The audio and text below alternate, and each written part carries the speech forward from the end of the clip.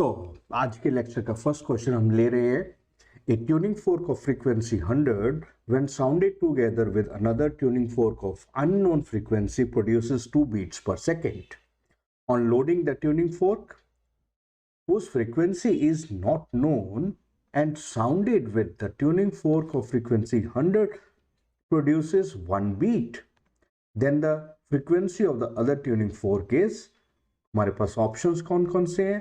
हमारे पास ऑप्शंस है 102, second option is 98, third option is 99 and D option is 101.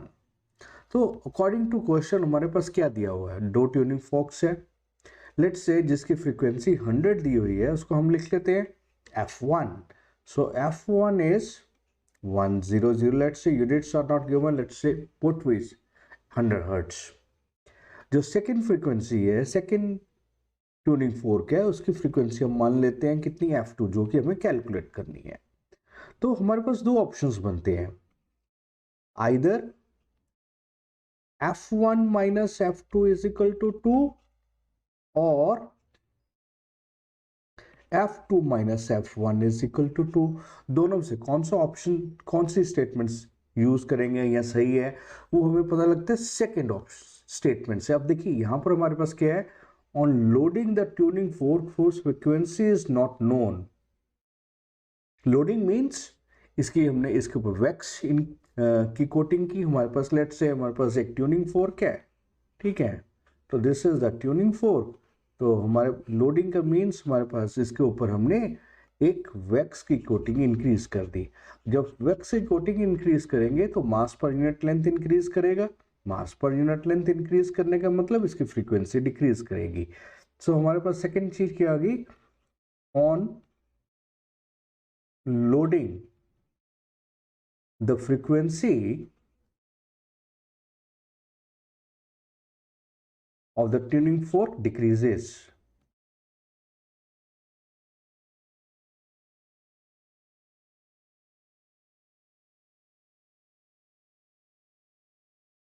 और ट्यूनिंग फोर्क की फ्रीक्वेंसी डिक्रीज कर रही है और हमें साथ में क्या दे हुआ है?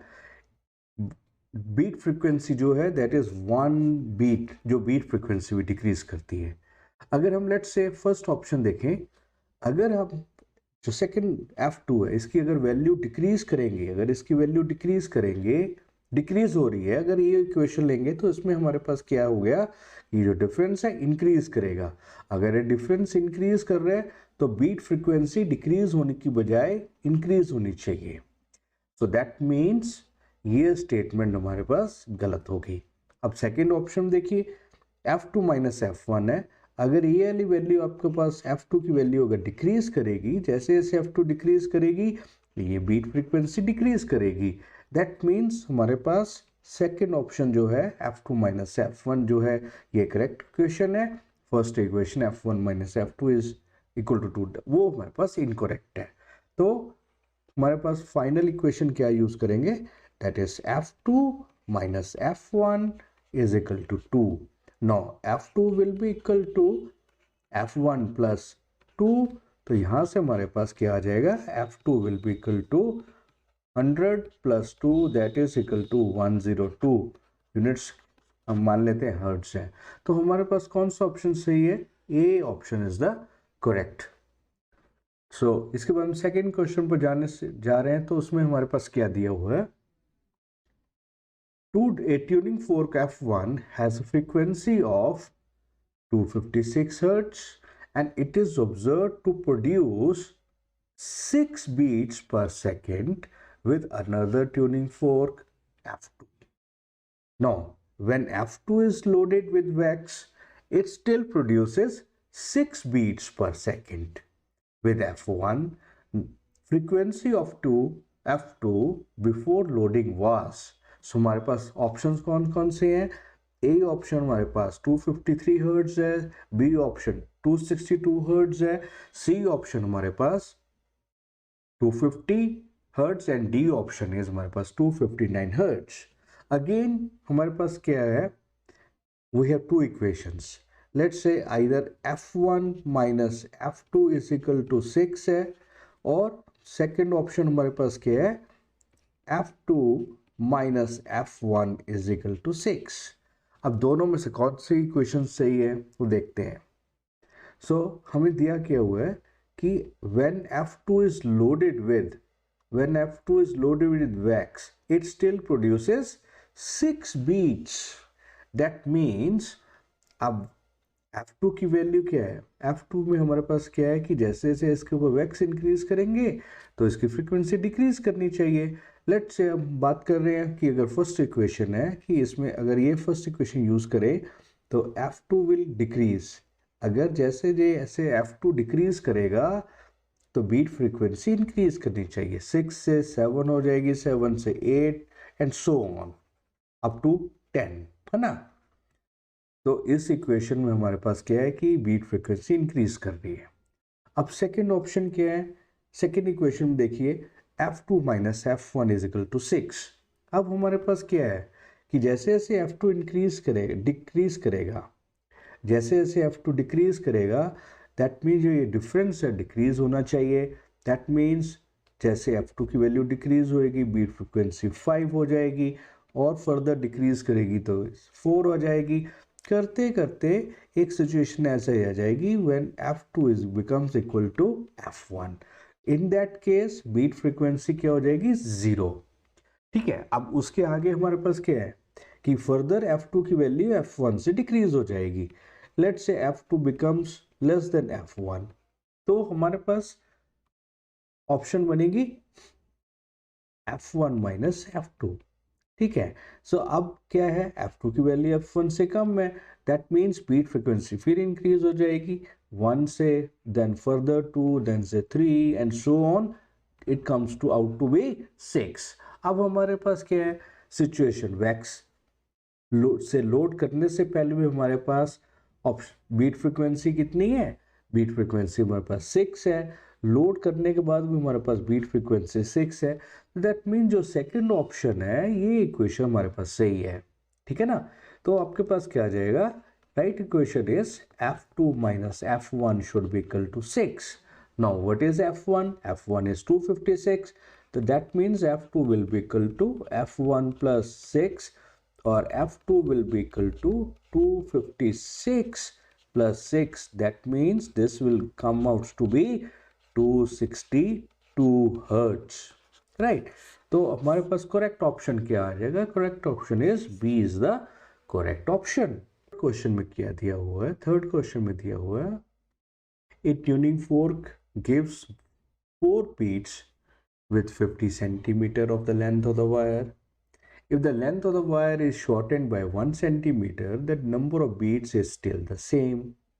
The frequency of the fork is, A option is 396, B option is हमारे पास क्या है 400, C option is 404, D option is 384। Let's say अब हम अगर बात करें सोनोमीटर वायर की, for sonometer wire frequency is inversely proportional to length of the wire. So that means F1 will be inversely proportional to length of the wire, F2 will be inversely proportional to L2. That means हमारे पास यहाँ से क्या आ जाएगा, F1 by F2 is equal to L2 by 1, or we say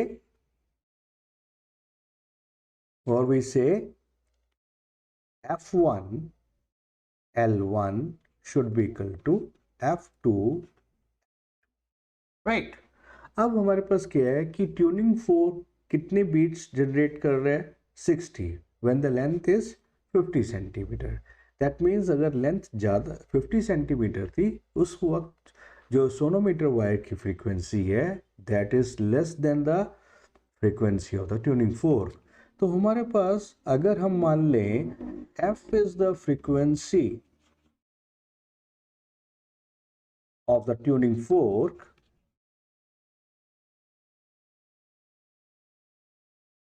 F is the frequency of the tuning fork, तो F1 क्या आ जाएगा, F1 will be equal to F minus 4।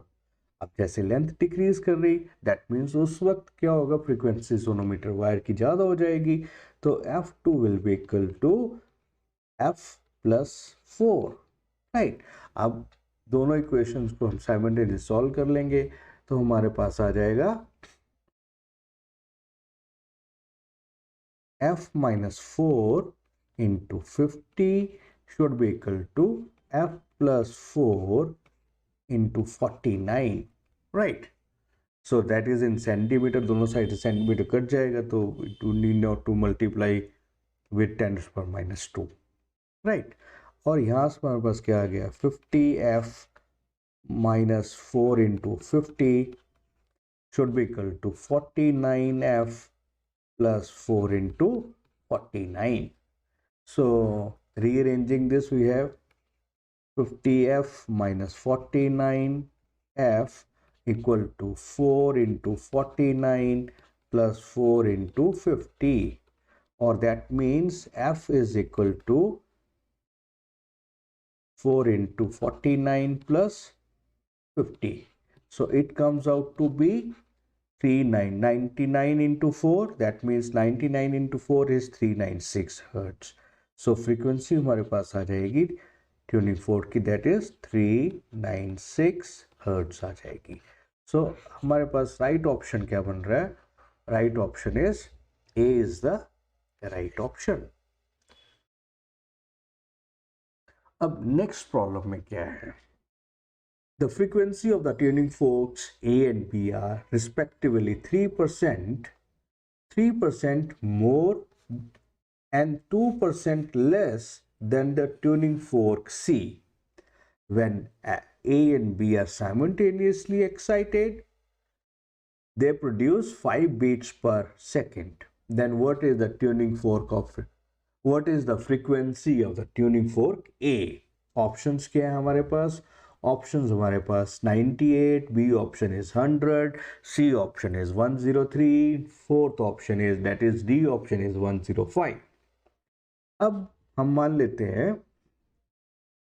F A is the frequency of the tuning fork A. F A is the frequency of tuning fork A. FB is the frequency of tuning fork B. Similarly, C हमारे पास क्या है, frequency of the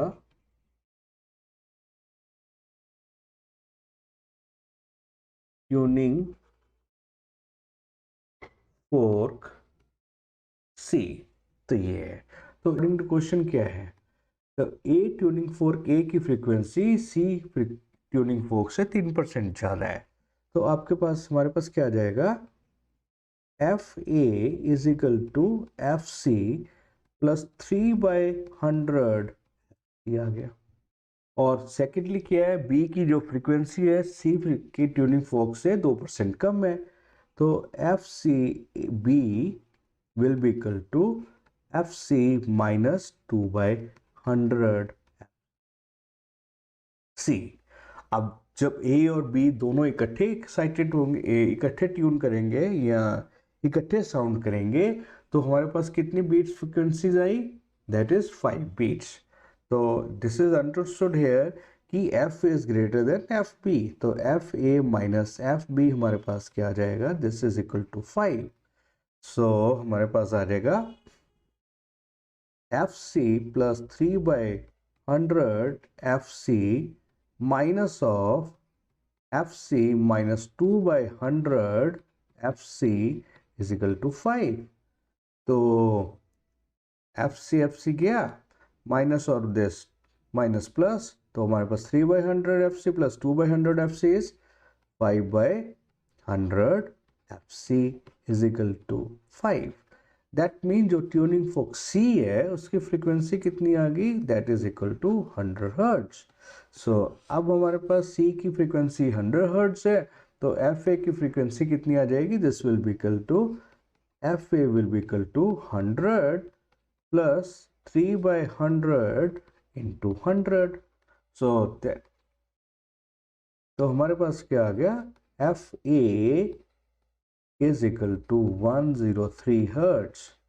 तो हमारे पास जो right option है वो क्या बन गया, right option is C is the right option. So that is all about this lecture.